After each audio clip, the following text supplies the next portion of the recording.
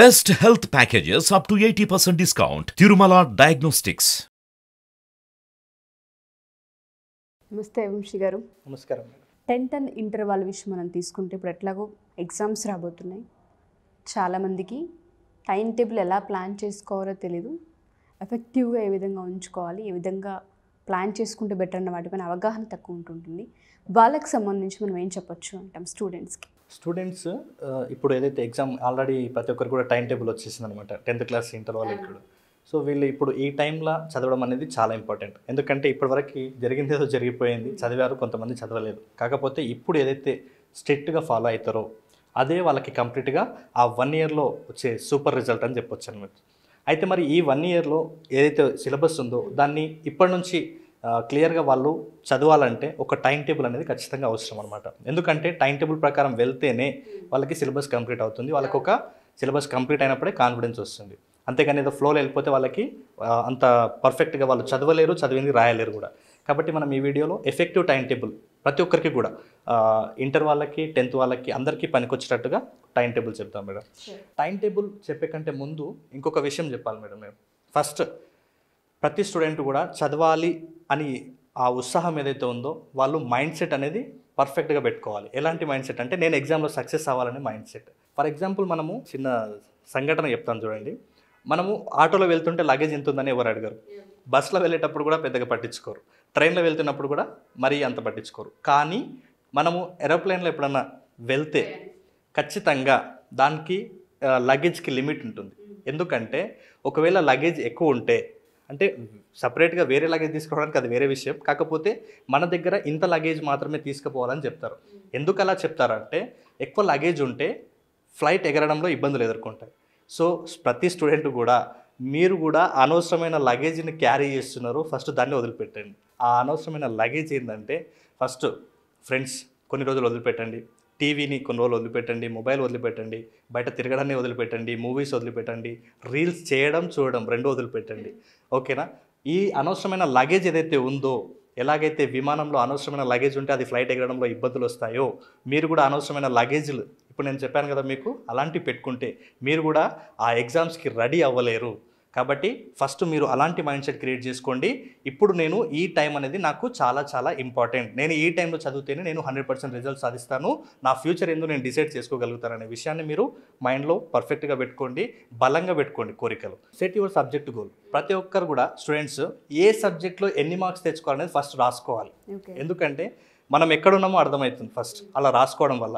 మనం ఎక్కడున్నామో తెలిస్తే మనం ఎక్కడికి వెళ్ళాలో అర్థమవుతుంది. కాబట్టి మీరు కూడా సబ్జెక్ట్లో ఎన్ని మార్క్స్ సాధించాలని ముందు పెట్టుకుంటే మీరు ఎలా ఆ జర్నీ స్టార్ట్ చేయాలనేది మీకు అర్థమవుతుంది. ఎంత ఫోకస్గా ఉండాలనేది కూడా మీకు క్లారిటీ వస్తుంది. కాబట్టి first set your subject goal. అంటే తెలుగులో ఎన్ని, మ్యాథ్స్లో ఎన్ని, ఇంగ్లీష్లో ఎన్ని, సైన్స్లో ఎన్ని, ఇలా మీరు సబ్జెక్టు గోల్స్ పెట్టుకోండి.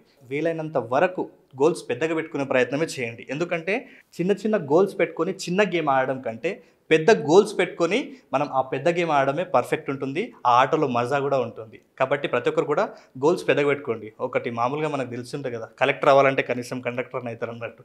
కాబట్టి మీరు సబ్జెక్ట్ ప్రకారం గోల్స్ పెద్దగా ఉండాలి. ఓకేనా? Think big.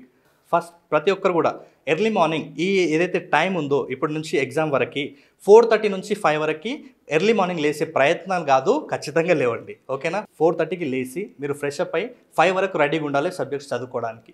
ఈ 4:30కి లేవాలంటే మన లోపల మంట స్టార్ట్ అవ్వాలి ఫస్ట్. ఓకేనా? ఏం స్టార్ట్ అవ్వాలి? ప్రతి ఒక్కరి లోపల కూడా మంట స్టార్ట్ అవ్వాలి. అంటే మామూలుగా ఒక జోక్ ఉంటుంది, విమానము ఒక లెవెల్ వరకు వెళ్తుంది, రాకెట్ ఇంకా పైకి వెళ్తుంది.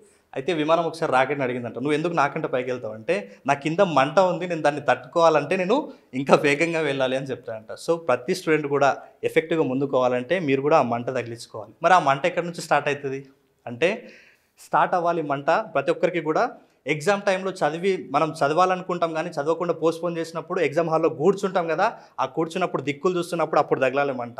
మళ్ళీ ఇంకోసారి మంట ఎప్పుడు తగలాలంటే ఎగ్జామ్ హాల్లో నువ్వు ఎంటర్ అయిన తర్వాత అందరు ఎగ్జామ్స్ రాస్తున్నప్పుడు నువ్వు దిక్కులు చూసినావు కదా, అప్పుడే తగలాలి నీకు మంట. ప్రతిసారి కూడా ఎగ్జామ్లో నీకు రిజల్ట్ వచ్చిన తర్వాత క్లాస్ రూమ్లో సార్ పేపర్ కరెక్షన్స్ లేదంటే ప్రోగ్రెస్ రిపోర్ట్ ఇస్తున్నప్పుడు ప్రతి ఒక్కరికి ఫస్ట్ ర్యాంక్ వచ్చిన వాడు చప్పట్లు కొడుతుంటే నువ్వు అక్కడ కూర్చొని చప్పట్లు కొట్టినావు కదా, కానీ నువ్వు చప్పట్లు కొట్టించుకోలేవు కదా, ఆ విషయం గుర్తొచ్చి నీకు అప్పుడే తగలాలి మంట. మళ్ళీ గుర్తుకు రావాలి నీకు, ఎగ్జామ్ రిజల్ట్ వచ్చిన తర్వాత అందరూ ఒక స్టేట్ లెవెల్లో ఒక పేపర్లో ఒక బ్యానర్లో కనిపించినప్పుడు నువ్వు మళ్ళీ ఖాళీగా ఇంట్లో కూర్చుంటావు చూడు, నీకు అప్పుడే తగలాలి మంట. కాబట్టి ప్రతి ఒక్కరు గుర్తుపెట్టుకోండి, మీకు అలాంటి సిచ్యువేషన్స్, అలాంటి మంటను కలిగించే సిచ్యువేషన్స్ చాలా వచ్చినాయి, కానీ మీరే సలాడ్చుకొని కూర్చున్నారు. కాబట్టి ఇప్పటికైనా లేవండి. ఎందుకంటే ఈ 3 monthsలో నువ్వు చేస్తున్న నీకు ఇన్సల్ట్ అయిన ప్రతి పనిని గుర్తు చేసుకో. నువ్వు చదవడంలో ఎందుకు వెనకబడుతున్నావు అని అడిగినప్పుడు ఆ చదువులో వెనకబడడానికి నా మైండ్ సెట్ ఇప్పటి నుంచి యాక్సెప్ట్ చేయదు, నేను చదువులో ముందుకెళ్ళడానికి రెడీగా ఉన్నానని మీ సత్తా ఏందో చూపించండి. అలాంటి ఫైర్ లోపల స్టార్ట్ అయినప్పుడే మీరు 4:30కి లేస్తారు, లేదంటే అప్పటి వరకు ఖాళీగా ఇంట్లో పడుకొనే ఉంటారు. ఇప్పటికే ఆల్రెడీ సబ్జెక్టు టైం అయిపోయింది, ఇప్పటికే మీరు ఆల్రెడీ సబ్జెక్ట్స్ అన్నీ పడుకొనే ఉన్నాయి. ఇప్పుడు మీరు లేచి సక్సెస్ రూట్లోకి ముందరికి వెళ్ళండి ఎగ్జామ్లో సక్సెస్ అవ్వడానికి. నెక్స్ట్ వచ్చేసి 5 వరకు ఫ్రెష్ అప్ అయిపోవాలి. 5 నుంచి 5:30 వరకు ఏదైనా ఒకటి ఈజీ సబ్జెక్ట్ తోటి స్టార్ట్ చేయండి. అంటే Telugu, Hindi, English what ever మీకు ఏదైతే ఈజీగా ఉంటుందో ఆ ఈజీ సబ్జెక్ట్ తోటి ఫస్ట్ స్టార్ట్ చేయండి. ఎందుకంటే ఈజీ సబ్జెక్ట్ ఉన్నప్పుడు మనకు నిద్ర రాదు, కొంచెం చదవాలనే ఆసక్తి స్టార్ట్ అవుతుంది. కాబట్టి ప్రతి ఒక్కరు కూడా ఫస్ట్ లేచినెంబడే మళ్ళీ మీకు టఫ్గా ఉండే సైన్స్నో లేకుంటే మ్యాథ్స్నో పెట్టుకోకండి. ఓకేనా? మీకు ఏదైతే ఈజీగా ఉంటుందో, మీకు మ్యాథ్స్ ఈజీగా ఉంటే మ్యాథ్స్ చేయండి, తెలుగు ఈజీగా ఉంటే తెలుగు చేయండి. ఏదైనా సరే ఒక ఈజీ సబ్జెక్ట్ను సెలెక్ట్ చేసుకోండి, అక్కడ టైం టేబుల్లో మెన్షన్ చేసుకోండి. ప్రతిరోజు కూడా 5 to 5:30 ఆ సబ్జెక్టు చదివేటట్టుగా మీరు ప్రిపేర్ అవ్వండి.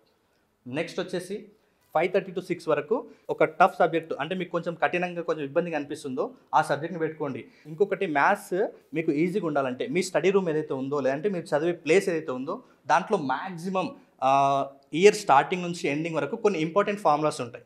సో దాన్ని బేస్ చేసుకునే ఎక్కువగా ఎగ్జామ్లో కూడా లాంగ్ ఆన్సర్స్ కానీ షార్ట్ ఆన్సర్స్ కానీ అడుగుతుంటారు అనమాట. సో అలాంటివి ఏవైతే ఉన్నాయో ఇప్పుడే స్టార్ట్ చేసి ఒక ఇంట్లో ఒక 4-5 చార్ట్స్ తీసుకొచ్చుకొని ఏవైతే ఇంపార్టెంట్ ఫార్ములాస్ ఉన్నాయో ఆ ఫార్ములాస్ రాసి ఇప్పుడైనా మీరు పడుకునే ఆ రూమ్లో లేదంటే ఎక్కువగా మీరు కనిపించే ప్లేస్లో వాటిని అంటించండి. ఎందుకంటే మీరు ఎక్కువసార్లు రిపీట్గా చూస్తుంటే మీకు ఈజీగా గుర్తుంటుంది. ప్రాబ్లమ్స్కి ఎప్పుడు కూడా మళ్ళీ మీరు ఇబ్బంది పడకుండా ఫార్ములాస్ ఈజీగా కనెక్ట్ అయితే ఎగ్జామ్లో. సో నెక్స్ట్ వచ్చేసి 6 to 6:30 ఫిజిక్స్ను సెలెక్ట్ చేసుకోండి. ఎందుకంటే ఇప్పుడు ఈజీ సబ్జెక్ట్స్ అయిపోయింది, కొంచెం టఫ్ అయింది, అంటే ప్రాక్టికల్గా చేసి స్టార్ట్ అయింది. ఇప్పుడు స్టడీ అంటే చదివే సబ్జెక్ట్ను ఇప్పుడు స్టార్ట్ చేయండి. సో 6 to 6:30 ఫిజిక్స్ను పెట్టుకోండి. నెక్స్ట్ వచ్చేసి 6:30 to 7 వచ్చేసి రెడీ అవ్వండి స్కూల్కి. ఎందుకంటే మళ్ళీ మొత్తానికి కూడా మా జీవితం మొత్తం ఇక చదువుకుంటూనే కూర్చోవాలన్నా, లేచినప్పటి నుంచి ఎండింగ్ వరకు కాదు, కొంచెం రిలాక్స్ అయ్యే టైం కూడా ఉంది మీకు. 6:30 to 7 వరకు స్కూల్కి రెడీ అవ్వండి. నెక్స్ట్ 7:30 to 8 వరకు మీకు ఇష్టమైన పని చేసుకోండి, అంటే కొంచెం రిలాక్స్ అవ్వండి, తర్వాత స్కూల్కి వెళ్ళండి. దెన్ నెక్స్ట్ వచ్చేసి నైట్ టైం టేబుల్, ఇది చాలా చాలా ఇంపార్టెంట్. 8 to 8:30 ఇంగ్లీష్ సబ్జెక్ట్ పెట్టుకోండి, 8:30 to 9 వరకు బయాలజీ పెట్టుకోండి. నెక్స్ట్ వచ్చేసి 9 to 9:30 సోషల్, 9:30 to 10 హిందీ. లాస్ట్గా నేనేమంటున్నాను అంటే ప్రిపేర్ యువర్ ఓన్ నోట్స్.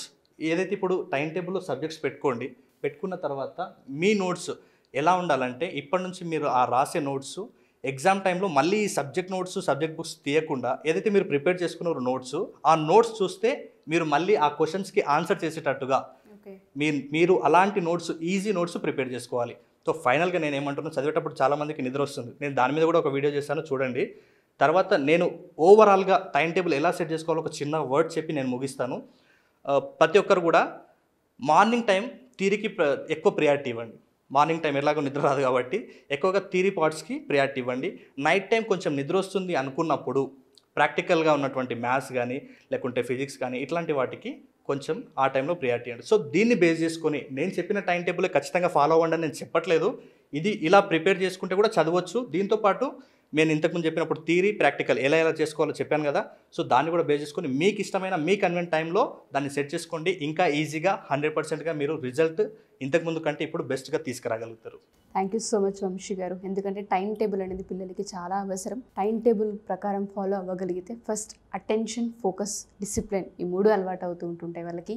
పిల్లలకి సంబంధించి మెమొరీ టెక్నిక్స్ అండ్ దాంతోపాటు ఫియర్ ఉంటుంది, దానివల్ల మర్చిపోయే అవకాశాలు కనిపిస్తుంటాయి. కొంతమంది ఫోకస్ చేయలేరు, కొంతమందికి ఇంట్రెస్ట్ రాదు, ఇలా రకరకాల కారణాలు ఉంటాయి పిల్లలకి. చదివిన కొంచెం సేపు అయినా చదివింది గుర్తుంచుకునేలాగా, ఫియర్ పోయేలాగా, అటెన్షన్ పే చేసేలా, ఫోకస్ ఉండేలా చేయాలి అంటే ఈ January 21st క్లాస్ వాళ్ళకి ఏ విధంగా హెల్ప్ అవుతుంది అంటారు? ఆఫ్లైన్ తీసుకోబోతున్నారు కాబట్టి పేరెంట్స్కి కానివ్వండి, పిల్లలకి కానివ్వండి, ఈ క్లాస్ ఎటువంటి బెనిఫిట్స్ని ఇస్తుంది?